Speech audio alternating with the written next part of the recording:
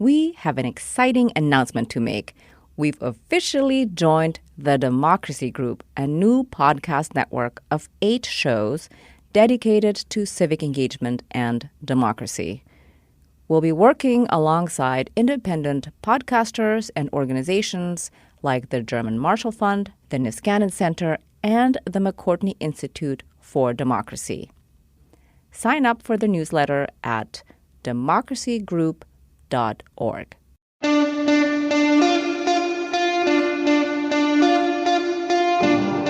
Welcome to Future Hindsight. I'm your host, Mila Atmos. Each week, I speak with citizen changemakers who spark civic engagement in our society.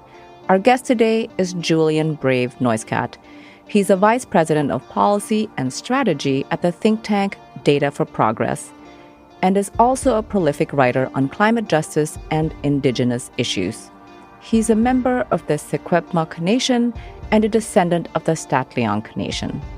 He has written about the communities that bear the brunt of pollution, and he believes that the solution for the climate crisis lies in public policy and government action.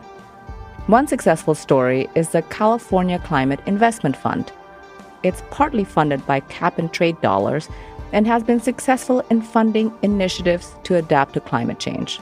This could be a model for the Green New Deal or something similar on the federal level. There's a lot of issues of public health and air pollution, particularly because of all the freeways that run through lower income communities in Oakland and Black communities in particular. There's some serious affordability issues. Their big challenge is to try to do this green transformation at the same time as they try to allow people who've been in Oakland for generations to stay and benefit from the investments in this new green economy that's being built in California.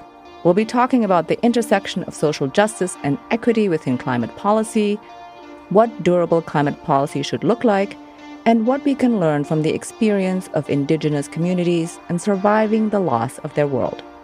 Let's listen in. Thank you for joining us. Thanks so much for having me.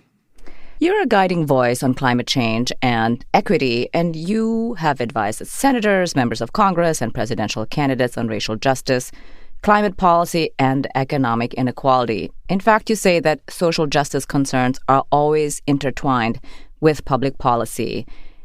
They are central to climate policy. How so?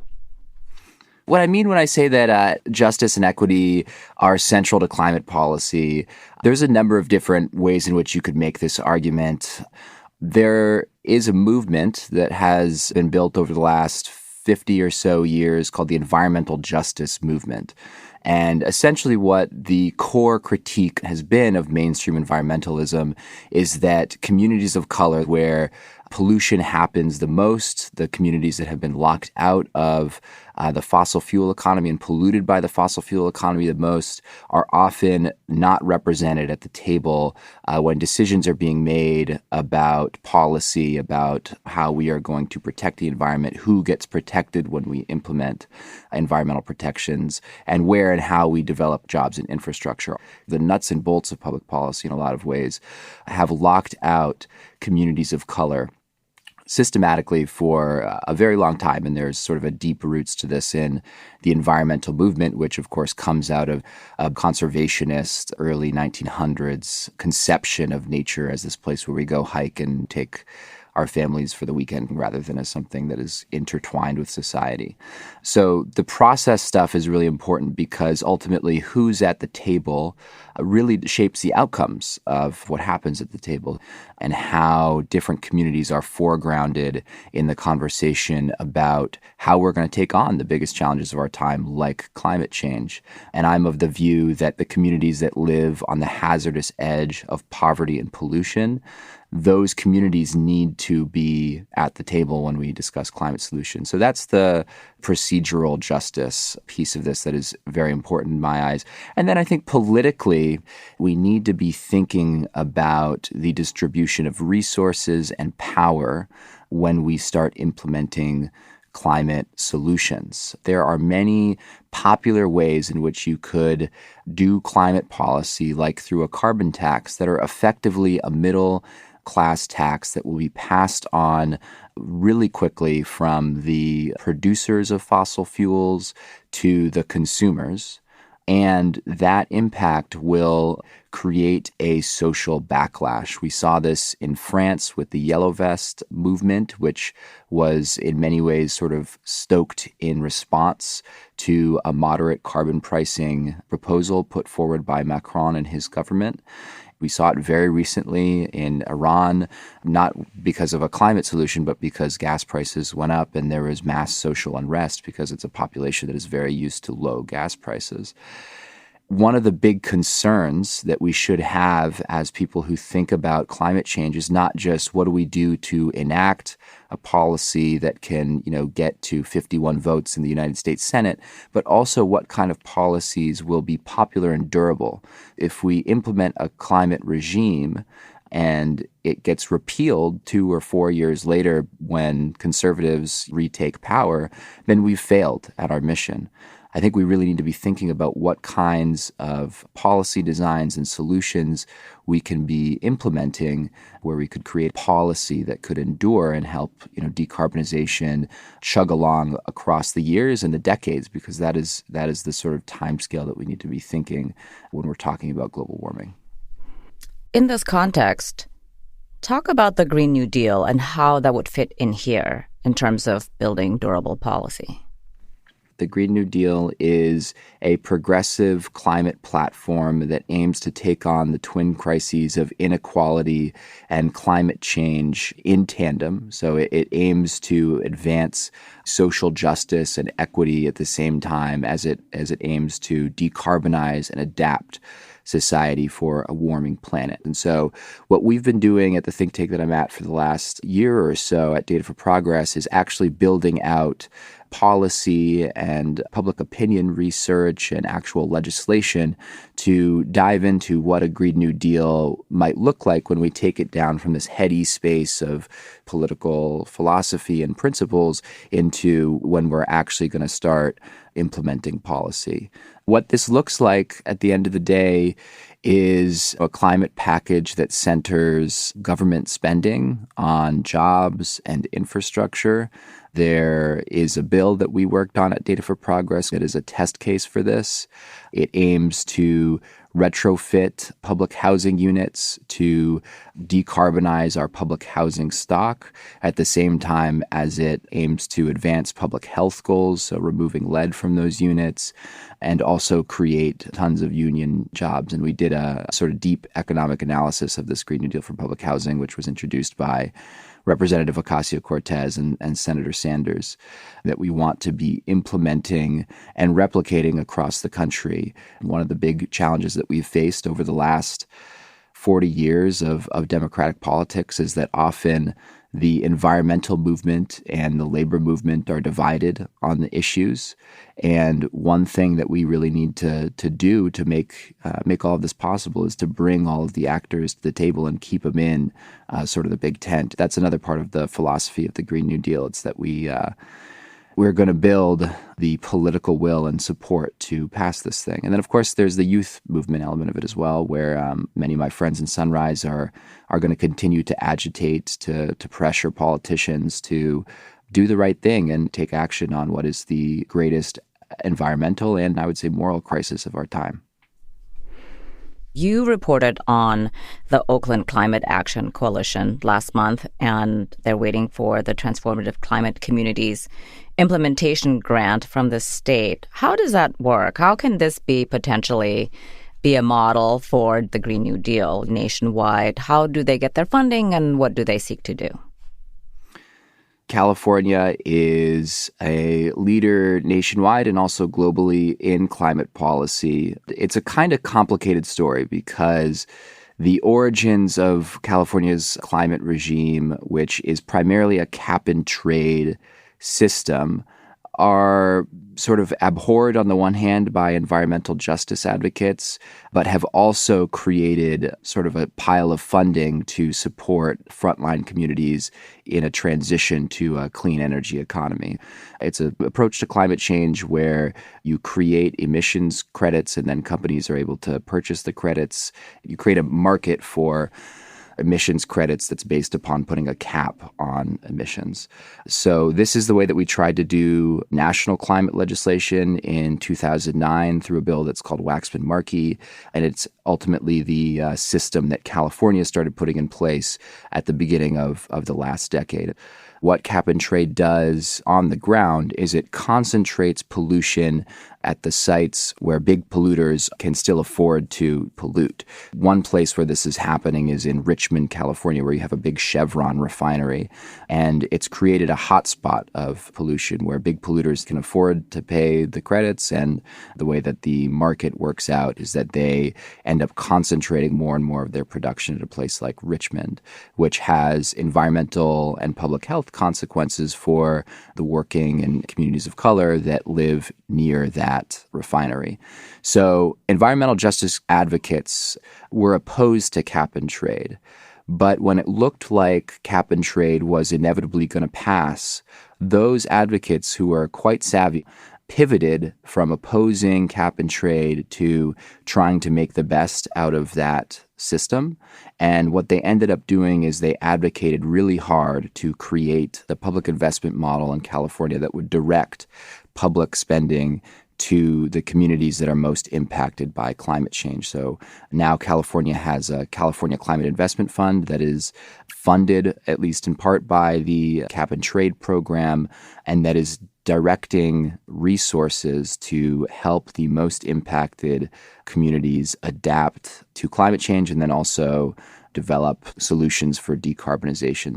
Oakland is also a frontline community. There's a lot of issues of public health and air pollution, particularly because of all the freeways that run through lower income communities in Oakland and Black communities in particular. There's some serious affordability issues. Their big challenge is to try to do this green transformation at the same time as they try to allow people who have been in Oakland for generations to stay and benefit from the investments in this new green economy that's being built in California. It's actually a really great model when you think about it, especially if you compare it to what you were talking about earlier, a carbon tax like in France and the Yellow Vest movement, and taxing the consumer as opposed to the producer of fossil fuels. So in an ideal world, what are the lessons from California that we can take nationwide? Well, I would say that the biggest one is the investments that can be brought from climate action are an enormous opportunity to advance justice for the communities that have been left out of the fossil fuel economy and polluted by the fossil fuel economy. California has developed its climate programs in this area. Last year, New York State passed the Climate Leadership and Community Protection Act, which placed requirements of about 30% of investments needing to go to communities of color that are disproportionately impacted by climate change and pollution. And so this sort of understanding that we need to be prioritizing investments in those communities is becoming more and more prominent in the conversation about climate change and climate solutions.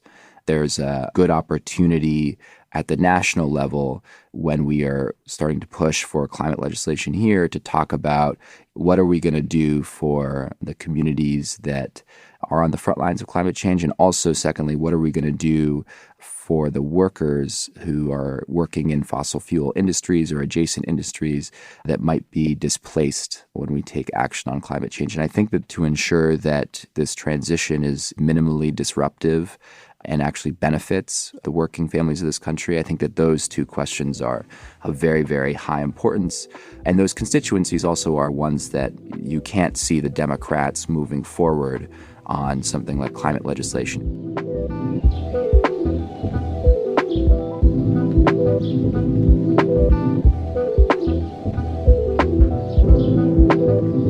So what is the realistic vision for who gets the jobs and what happens to the people who no longer have fossil fuel jobs?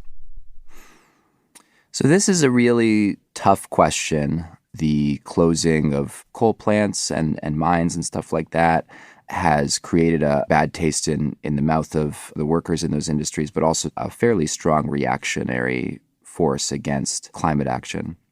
And I think that one of the exciting things about the Green New Deal is that there's more room now for ambition, actually.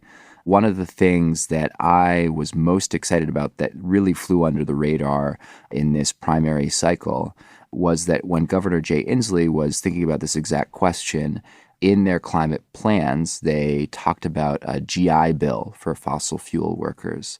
We need a mobilization similar to World War II.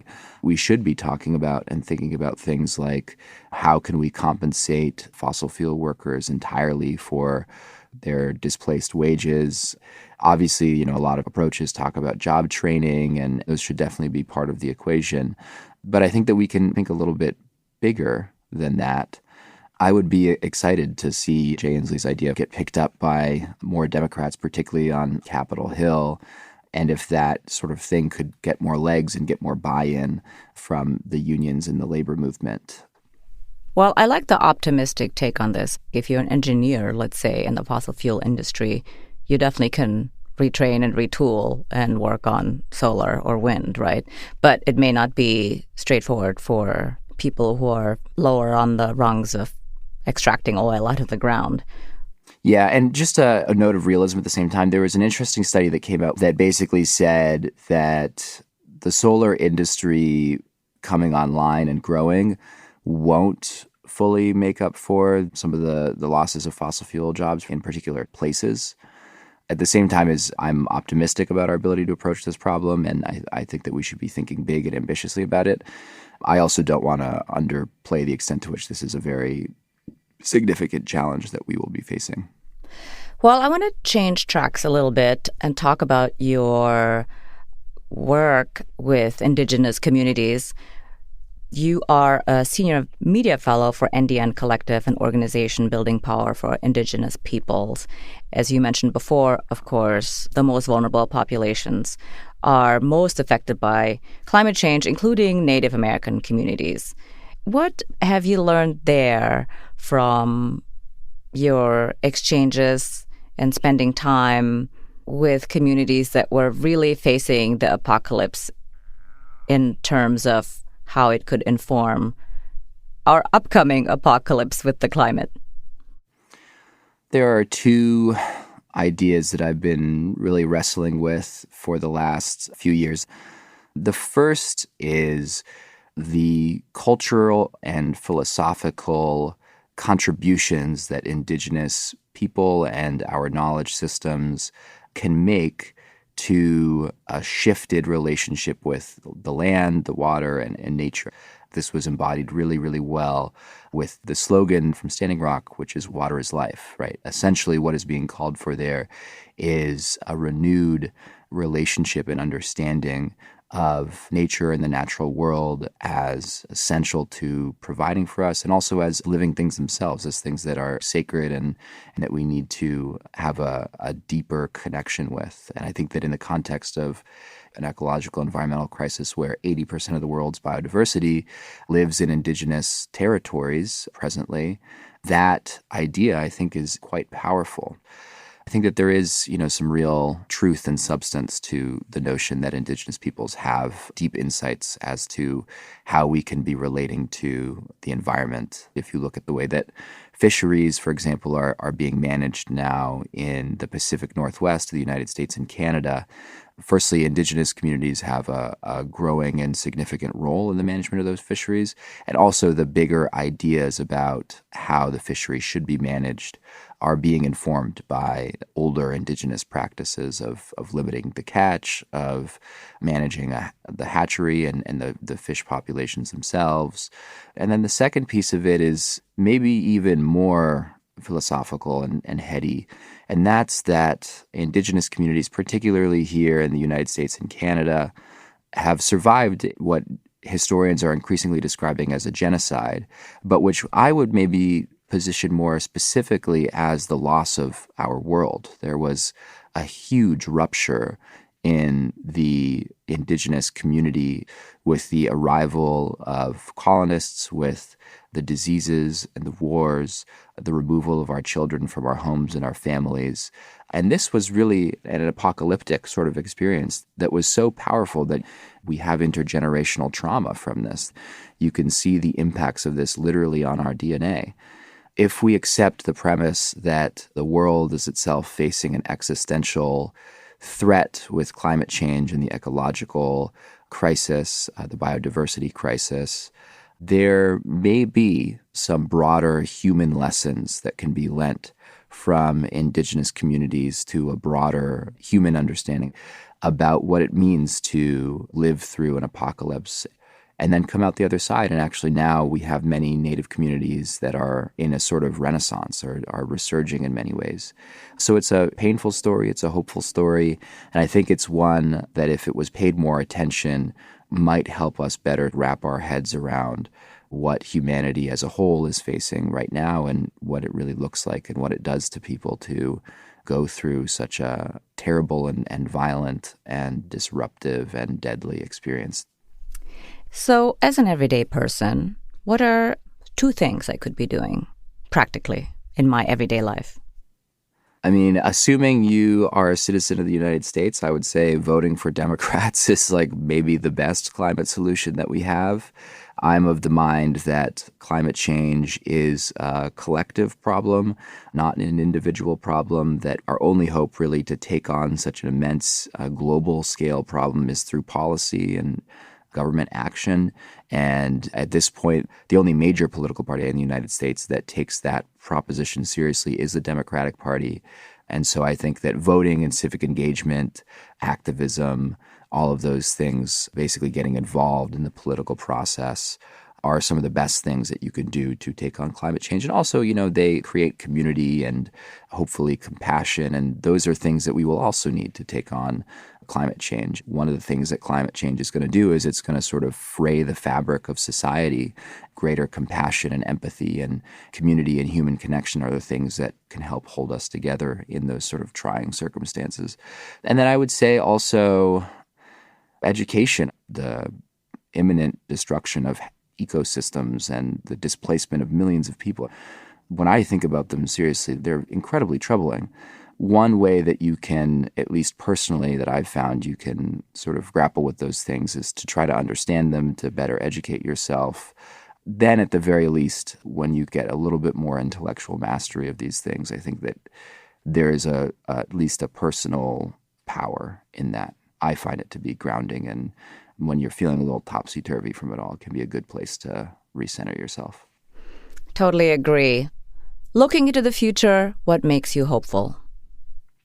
I would go with 2 things. The youth climate movement makes me incredibly hopeful, like the Sunrise Movement and the school strikes. I think it's incredibly exciting to see so many young people standing up for what's right and for our future. And I think very clearly young people have a particularly powerful moral standing as messengers and activists on this issue.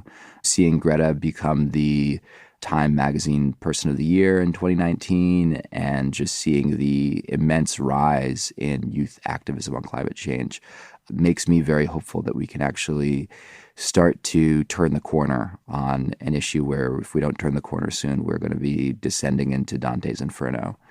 And then I would say also when I get to go out into indigenous communities, I am always really amazed by the resilience of people and communities and nations who have faced some of the most harrowing circumstances that humanity has ever known and are today reclaiming languages that were forcibly taken from our mouths, basically, that are reclaiming relationships to lands that were often stolen away through war and underhanded dealings.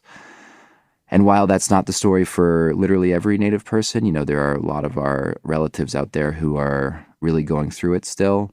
I see an emerging sort of younger generation of Native people, the kind of people who got involved with Standing Rock, the kind of people who are artists and activists and writers and all that sort of stuff who are doing really remarkable work. The fact that we have come back as a people and as peoples from what we've experienced to achieve all of those things makes me hopeful that people are remarkably persistent and that there can be beauty on the other side of immense tragedy.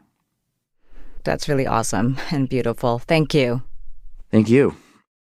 Julian is so well versed in so many aspects of climate policy, from how it affects the most impacted communities and the success of the California Climate Investment Fund, to what will happen to fossil fuel workers in the future when there are no more fossil fuel jobs, and the perspective of indigenous communities.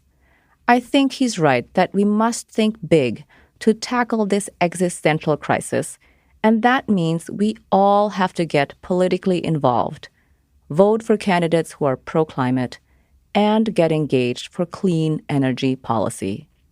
We are definitely nearing a tipping point for change.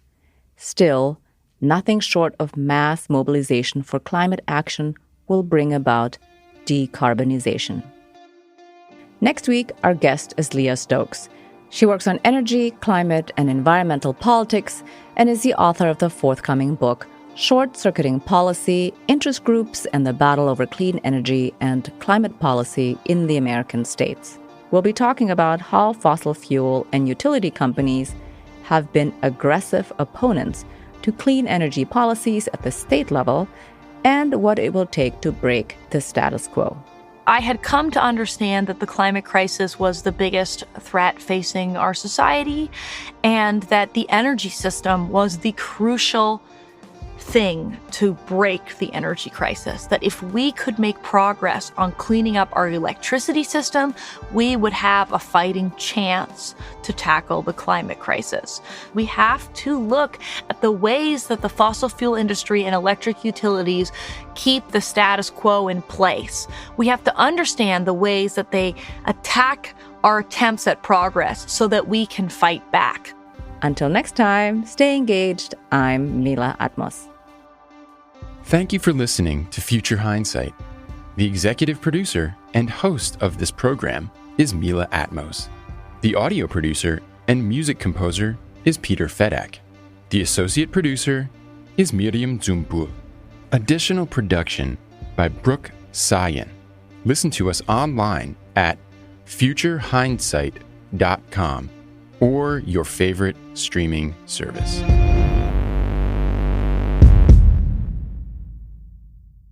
That's all for this week on Future Hindsight. We hope you've enjoyed the show.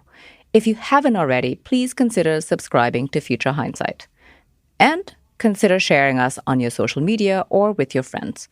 Word of mouth is the best kind of endorsement we can get, and it helps us produce more great content in the future. Also, if you have the time to rate or review our show on whatever podcast app you use, we greatly appreciate it. It might not seem like much, but those ratings really do help.